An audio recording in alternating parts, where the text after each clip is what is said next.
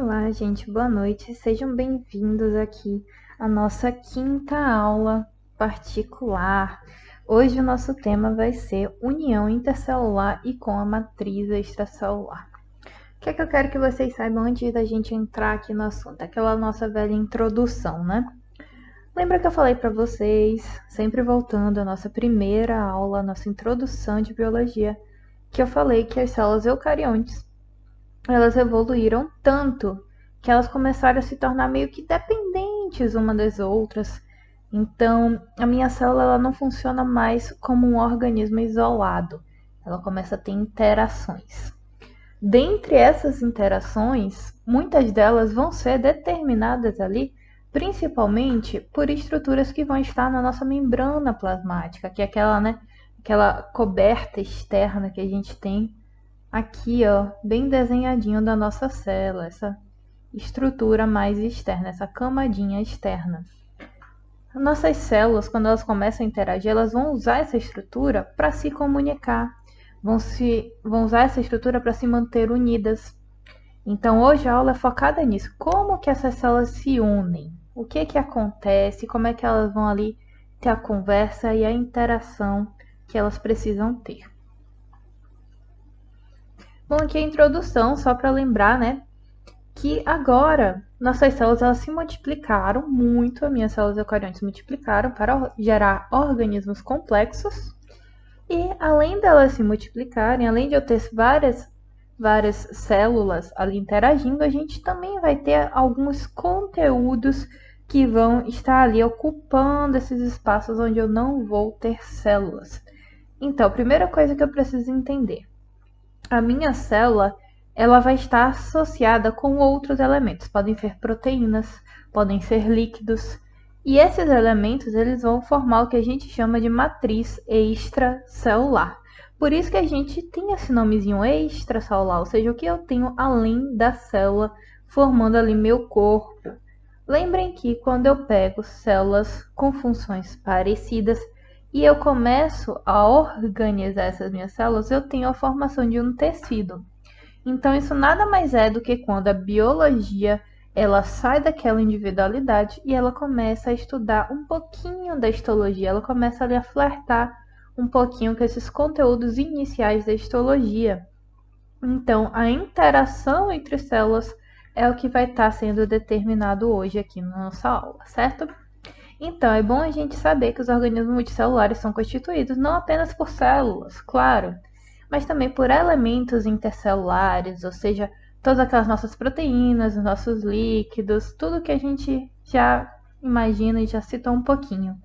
Lembrar que aqui os tecidos, a gente tem aqueles níveis de organizações da vida, a gente tem a nossa célula que vai se associar com outras células, vai formar os tecidos, a gente tem tecidos que vão se associar e vão formar órgãos com funções parecidas, envolvidas ali, interligadas, vão formar sistemas, e assim por diante até formar o nosso organismo, certo?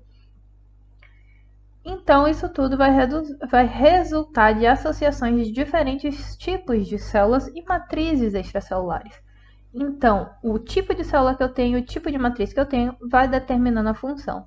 Isso tem que ser de uma forma coesa para que eu tenha um organismo em homeostase, um organismo saudável. Então, a nossa questão de saúde ela é determinada pelos dois elementos. Aqui a tabela de conteúdos de hoje, a gente vai começar estudando um pouquinho aí da nossa matriz extracelular, o que é que compõe ela. Depois a gente vai para a parte da união das células com essa matriz. E depois a gente começa a abranger a união entre uma célula e outra, que aí pode ser de forma temporária ou pode ser de forma permanente. No final, botei aqui os destaques, que vão ser as coisas mais importantes para vocês não esquecerem, tá bom? Aqui, elementos da minha matriz extracelular. Como eu falei, minha matriz extracelular ela vai ser tudo aquilo além da minha célula, ou seja, o que está compondo ali os espaços. Como eu falei, em compor espaços, eu já posso entrar aqui um pouquinho e falar com vocês sobre as funções principais da minha matriz.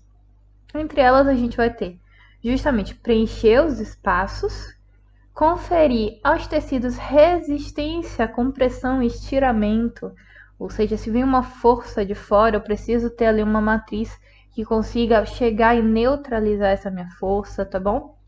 Nutrição e eliminação discretas, isso é bem importante também, principalmente quando a gente fala ali do nosso tecido conjuntivo.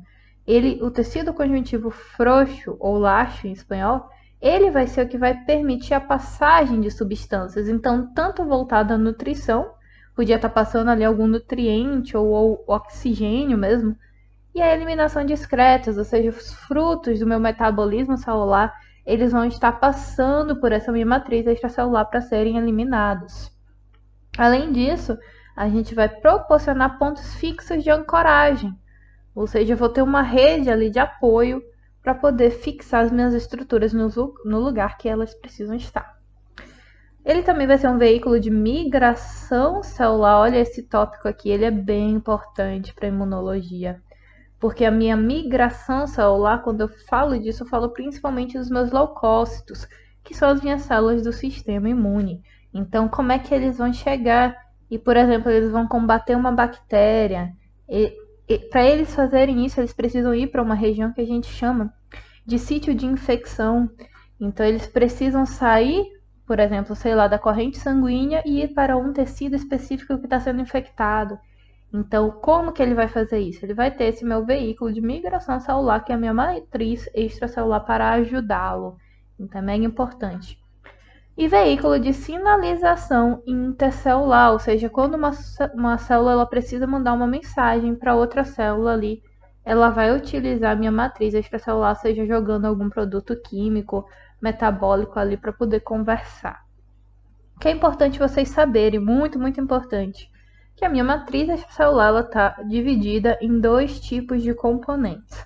A gente tem componentes líquidos e componentes fibrosos, basicamente proteínas. Meus componentes líquidos vão ser principalmente glicosaminoglucanos, vocês já devem ter escutado falar isso no primeiro aulinha lá de histologia de vocês na faculdade, a professora deve ter citado, que são os famosos GAGs. Eles associados a proteoglicanos, eles vão formar uma rede ali, né? Que vai dar suporte aí à nossa matriz extracelular. Além deles, a gente vai ter componentes fibrosos, como eu já dei a dica ali, né? São as proteínas. Lembra que quando a gente fala de proteínas, a gente tem proteínas globulares e proteínas fibrosas. Então, esse termo fibra, ele está sempre associado aqui à estrutura proteica. E aí a gente tem fibras estruturais, como o colágeno. Colágeno, ele, o próprio nome, né, é mega famoso. A gente sabe que ele tem muito a ver com a qualidade ali daquele tecido. A gente sabe que muita gente, por exemplo, ali no ramo estético, utiliza de produtos que tenham colágeno para melhorar a saúde da pele. Então, ele é um elemento mega importante, tá bom? Proteínas adesivas, o nome já diz, vão servir para colar estruturas, vamos dizer assim. E dentre essas proteínas a gente tem como os principais fibronectina e laminina, que a gente vai falar direitinho aqui cada um desses elementos. Vamos lá, como aqui uma introdução ainda também para vocês irem se localizando do que é que a gente está falando. A gente tem que saber, por exemplo, aqui a gente vai ter um corte, né, uma imagenzinha figurativa aqui da nossa pele. E aqui do lado uma imagem de lâmina. É a mesma coisa, só que aqui pegou apenas a epiderme e a derme. O que é que eu tenho aqui? Vocês podem observar essa parte mais roxinha, tanto desse lado, dessa minha imagem aqui de desenho, quanto essa de lâmina. Vocês vão ver o quê? O tecido epitelial. Nesse meu tecido epitelial eu consigo ver vários núcleos. E todos muito próximos um do outro, ou seja, são células que a gente chama de células justapostas. São células coladinhas uma na parede da outra. Nessa minha região aqui, ó, eu vou ter realmente um grupo de estruturas que vão ajudar a manter essas minhas células no lugar. E além de manter as minhas células no lugar, também vão evitar que eu tenha passagem de substâncias. Porque vamos supor que, por exemplo, ali eu tenho aqui, no lado externo da minha pele, alguma bactéria, algum vírus, e eu não quero que essa bactéria, esse vírus, invada o meu sistema, o meu corpo, e me cause ali alguma patologia, alguma doença. Então, a minha primeira barreira ali de defesa já vai ser necessariamente a minha pele. Por que que eu tô falando isso? Parece que eu tô muito em histologia e pouco em biologia, mas isso é importante para cá, para hoje também. Porque vocês precisam entender que eu tenho funções, eu tenho objetivos em tudo que a gente vai estudar. Então, um dos objetivos do estudo de hoje é entender que eu vou ter que fazer a seleção de algumas substâncias. E para selecionar, eu vou ter que unir células ou deixar estruturas de apoio. O que é que eu quero dizer? Abaixo desse meu tecido epitelial, epitélio estratificado, pavimentoso, que a gente tem aqui, eu vou ter o quê? O tecido conjuntivo. Primeiro, o tecido conjuntivo frouxo. E vocês podem observar que eu tenho algumas células espaçadas, mas eu tenho muito espaço branco. Tanto aqui na minha imagem de lâmina, quanto aqui eu tenho espaço onde não tem células. Esse meu espaço aqui, meio que vazio, entre aspas, é a minha matriz extracelular. E o que que acontece? Se vocês lembrarem aqui na minha epiderme, as células estão tão juntinhas que mal passa substância entre elas. Então, como é que eu vou fazer para nutrir uma célula que está tão distante, por exemplo, de um vaso sanguíneo meu, que vai estar aqui pelo meu tecido conjuntivo frouxo? Aqui eu teria um vaso sanguíneo, aqui eu tenho a minha última célula lá do meu extrato epitelial. Como é que eu vou nutrir isso daqui? Então, justamente é isso que a gente vai ver hoje. A gente vai ter aqui o nosso tecido conjuntivo servindo como base para essa minha nutrição. Ele vai ter justamente essa composição líquida espaçada para possibilitar que as minhas estruturas caminhem e consigam chegar aonde elas têm que chegar. Estou falando ainda muito por cima, só citando mesmo conceitos, porque a gente vai dar uma aprofundada bem legal nisso hoje. Mas eu quero primeiro que vocês entendam por que que a gente vai falar desses temas, principalmente por que que a gente vai falar tanto de pele hoje.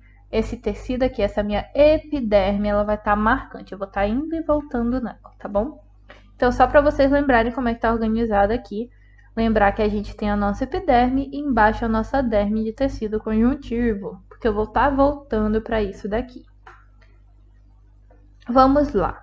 Entre os nossos componentes líquidos ou fluidos, a gente tem os GAGs, que a gente citou primeiramente, que eles vão ser basicamente ali longas cadeias não ramificadas de polissacarídeos, que são cadeias não ramificadas para vocês lembrarem. É quando eu tenho uma cadeia de carbonos que não tem nenhuma extensão além do normal, vamos dizer assim. Eu tenho vários carbonos aqui e todos estão associados em linha reta, lembrando que eles vão estar ligados a hidrogênio aqui também, mas eles estão todos em linha reta. Eu não tenho, por exemplo, um outro grupo emergindo aqui. Se eu tivesse um outro grupo emergindo aqui, ele seria uma ramificação. Nesse caso do GAG, ele não tem essa estrutura, ele é apenas uma sequência linear. Por isso que eu digo que são não ramificados. E de polissacarídeos, que são ali os nossos açúcares. E vão ser, eles, polissacarídeos, né, são conceituados justamente por repetitivas unidades de disacarídeos. Então, se vocês quiserem, tiverem um pouquinho de dúvida, volta lá para a nossa aula de bioquímica e dá uma revisadazinha nesses conceitos, tá bom? Como hoje é muito assunto, eu não posso ficar revisando cada um deles, mas dê uma voltadinha que pode ajudar. Além dele, nós temos o nosso ácido hialurônico, que é o nome mega famoso e mega conhecido também. E ele vai ser, na verdade, um GAG, só que ele tem uma estrutura mais simples que o GAG, entretanto ele é muito maior, é uma molécula bem grande. E não está sulfatado, ou seja, eu não tenho ali minha presença de enxofre.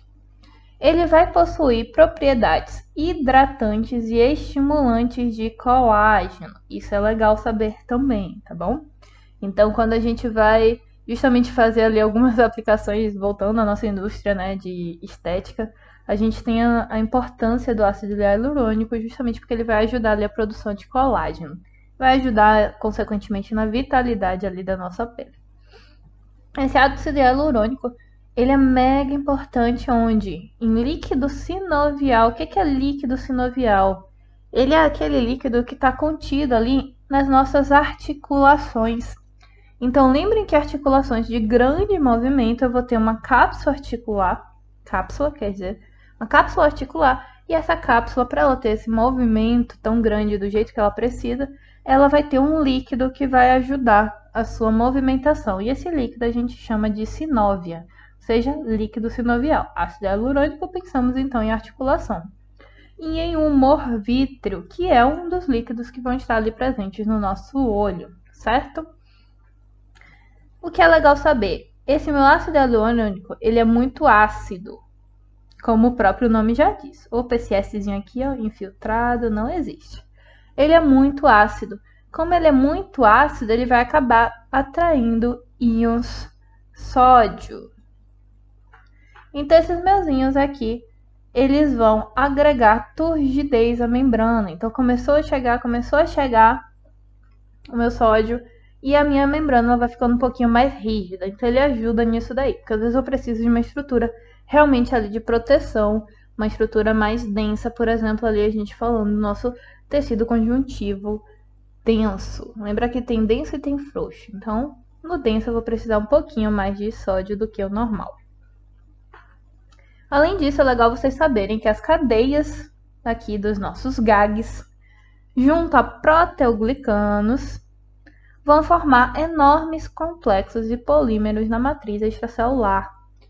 Por quê? Porque eu vou ter que estar preenchendo aqueles espaços. Então, se eu tenho um espaço, eu preciso preencher, eu preciso que ele seja moldado, eu preciso que ele seja mais firme. Então, eu vou criando esses polímeros a partir dos GAGs e dos proteoglicanos.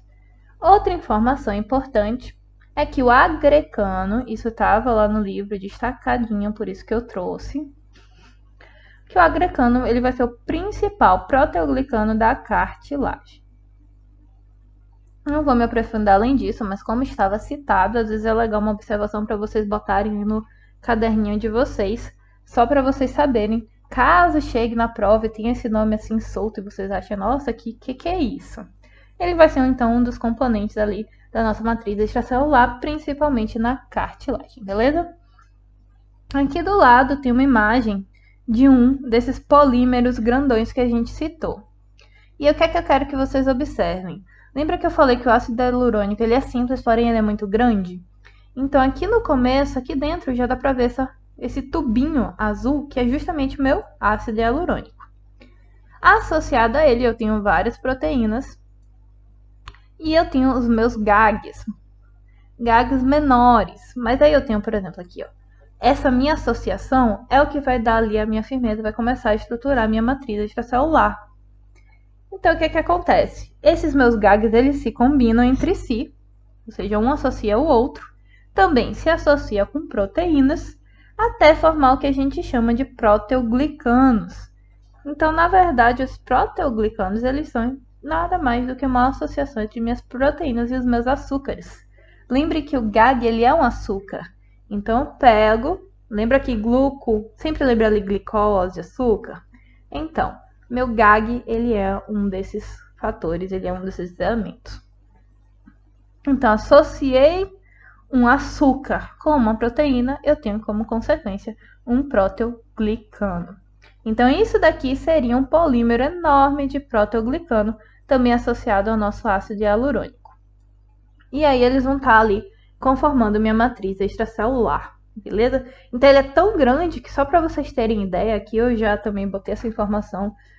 Opa, saiu até erradinho, viu? Aqui tá como mais de 100 cadeias de GAGs, podem ser até 1000 cadeias de GAGs em uma única proteína.